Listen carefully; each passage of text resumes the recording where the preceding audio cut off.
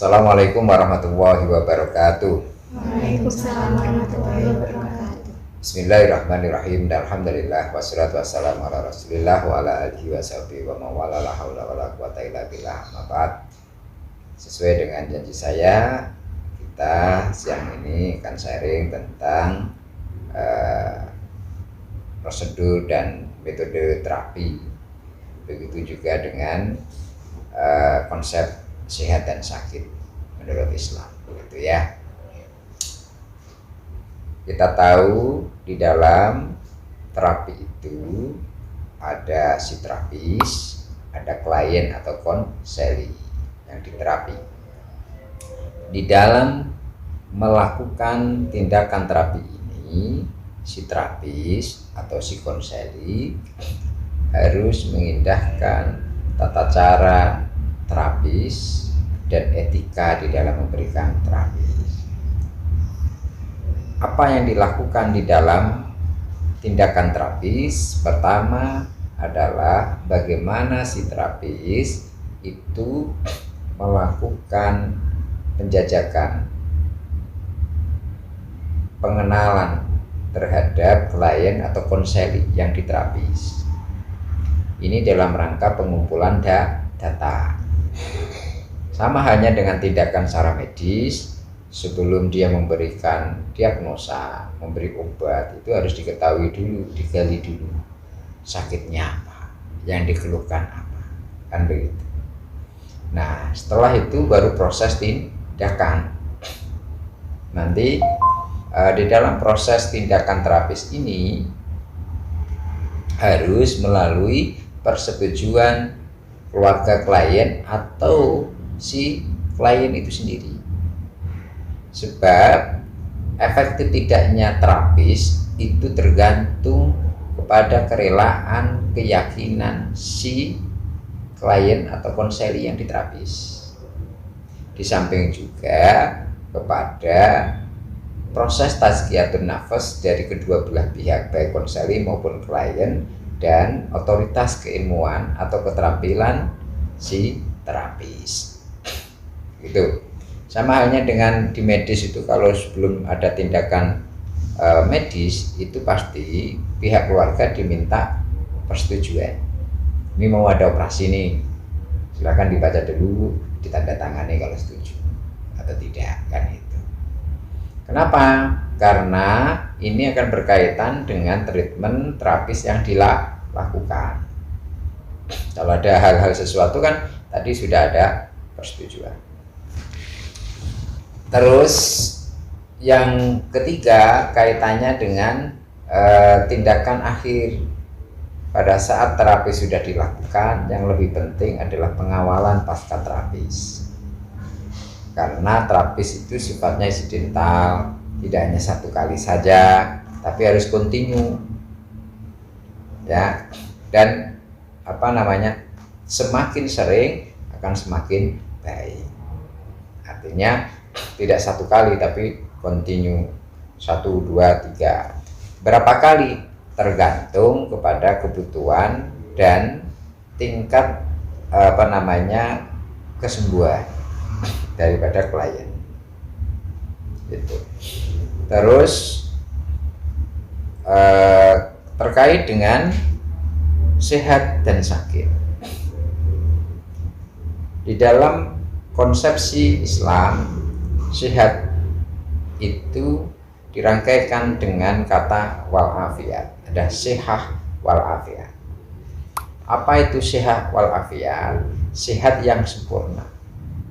Sehat itu adalah keadaan normal baik bagian fisik maupun non fisik. Karena yang dimaksud sehat itu tidak hanya jasmani saja, tapi juga rohani. Bahkan UNESCO itu membagi sehat itu tidak hanya jasmani, rohani, tapi juga sosial dan bahkan finansial.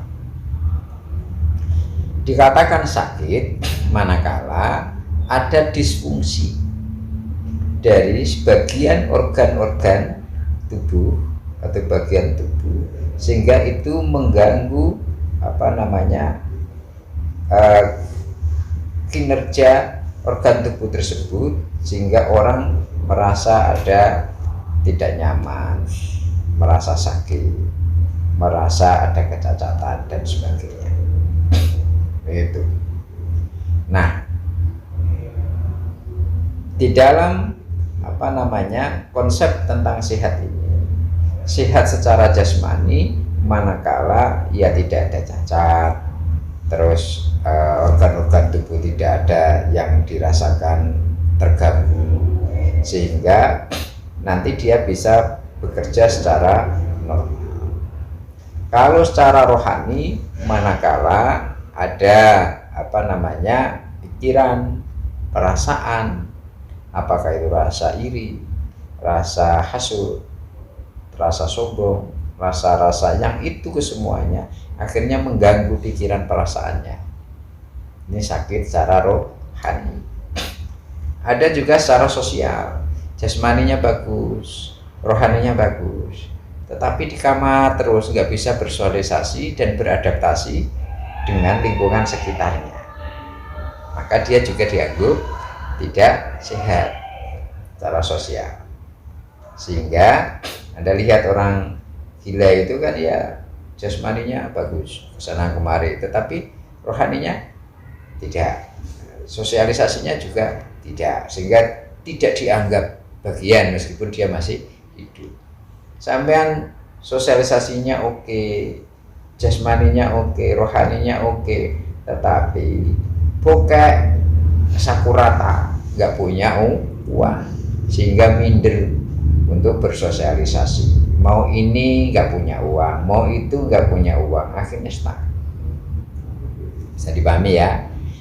Nah, indikasi orang itu mengalami sakit ya tadi ada penurunan kesehatan atau ada disfungsi dari bagian sistem organ tubuh baik jasmani maupun rohani. Dia tidak bisa berdamai dengan dirinya atau bersosialisasi dengan lingkungan sekitarnya. Ada neuros, ada psikos. Neuros itu gangguan jiwa, psikos itu kaitannya dengan sakit jiwa. Kalau neuros itu masih merasa sadar, ya, antara seperti ini bisa saja dia neuros seperti orang biasa, tetapi ada gangguan pikiran perasaan. Tetapi kalau psikos sudah tidak bisa membedakan antara ilusi dan tidak, nah itu tindakan terapinya sudah berbeda. Nah, terkait dengan bagaimana prosedur terapinya. Nah, kalau kita lihat dia itu masih bisa mandiri, karena klien itu ada yang dia pasif, ada yang aktif. Kalau dia masih bisa sadar mengenali dirinya dan orang-orang di sekelilingnya, berarti kan masih bisa mandiri. Kita kasih terapi, dia masih bisa kontak, maka bisa nanti lewat terapi-terapi baik istiswa watadewa, lewat ruqyah, lewat taklim, tilawah, tasghiyatun nafas, dan terapi islami yang lain di samping terapi-terapi konvensional. Dan akan lebih bagus kalau dikolaborasikan dengan bantuan secara medis, dalam hal ini psikiater, nanti dengan obat-obat medis. Itu sebagai pengantar. Mungkin ada pertanyaan terkait dengan yang saya sampaikan, silahkan. Iya. Terkait konsep sehat dan sakit, ada nggak sih Pak perbedaan antara konsep sehat dan sakit dalam Islam sama secara medisnya? Kalau secara medis itu ukuran fisiologis, jasmani, ya kan? Nah, secara Islami itu tidak hanya secara yang terlihat jasmani saja, tapi lebih khusus adalah rohani. Dan di Al-Quran banyak tentang itu, sehingga qad ja'atkum mir rabbikum mau'izatun wa syifaa'un lima fi qulubikum wa rahmatul wa hudar lil mu'minin. atau wa nunazzilu minal qur'ani ma huwa syifa, bahwa di dalam Al-Qur'an itu diturunkan syifa, obat bagi orang-orang yang mempercayai, orang beriman, dan rahmat bagi orang yang beriman. Begitu juga dengan telah datang padamu dari Tuhanmu syifa, obat penawar bagi hati sampean. Berarti kan penyakit rohani. Wa huda wa rahmatul lil mu'minin, dan menjadi petunjuk serta rahmat bagi orang-orang yang mempercayai. Bagaimana dengan orang yang non muslim? Fi qulubihim maradun fazadahumullahu maradun. Di dalam hatinya, dadanya ada penyakit hati, penyakit mental, yang itu akan malah bertambah-tambah. Begitu. Nah, di dalam konsepsi Islam bahwa al-aqlus salim fil jismi salim, di dalam pikiran, akal yang sehat itu akan nanti berimplikasi pada jasmani yang sehat. Kalau di Yunani ada min sana in corpore sano. Nah, tinggal kalau sampean tanya medis, ya nanti fisiologis. Kalau sampean tanya sehat menurut psikolog, ya nanti kaitannya adalah jiwanya. Karena kalau Islam integral, jasmani rohani, kan itu. Dan juga kalau psikologi Islam ya bagaimana dia sebagai makhluk psikofisik dan juga sosial serta berketuhanan. Kalau berketuhanan berarti bagi orang-orang yang tidak mengenal Allah, tidak dekat dengan Allah, ya kekafiran, kemunafikan, itu berarti dia kan sakit. Begitu. Ada lagi? Pak, tadi kan dalam proses terapi Islam harus melalui beberapa tahapan. Salah satunya itu kan mengakhiri terapi. Pertanyaannya, apakah bisa terapi itu diakhiri secara paksa? Terapi diakhiri secara paksa bisa, manakala melihat situasi kondisi. Yang saya maksud situasi kondisi si klien korban, karena sudah tidak memungkinkan lagi ditangani secara terapis, ya alih tangan kasus kita rekomendasikan kepada yang lebih expert ahli. Kalau sudah wilayahnya misalnya ini medis, maka bawa saja ke psikiater. Kalau takut ke rumah sakit jiwa karena persepsi masyarakat ke rumah sakit jiwa, alumni rumah sakit jiwa bagaimana gitu, ya ke rumah sakit umum di mana ada jiwa, kan begitu. Kan alumni rumah sakit umum, tidak rumah sakit jiwa gitu. Nah, bisa juga itu dipaksakan berhenti dikarenakan si klien ataupun si keluarga menolak untuk melanjutkan. Mereka punya hak untuk alih ke penanganan yang lain. Ada lagi? Untuk sehat dan sakit, apa sih upaya yang harus dilakukan untuk menjaga kesehatan menurut Islam? Islam kan mengajarkan an-nadhafatu minal iman. Al-Islamu nadhif, la tadkhulul jannah illa nadhif, bahwa Islam itu bersih, tidak akan masuk surga kecuali orang-orang bersih badannya. Sampean dilatih berwudu itu, sampean dilatih mandi besar, dilatih yang lain-lain, itu tidak hanya jasmani saja tapi juga rohani, kan begitu. Maka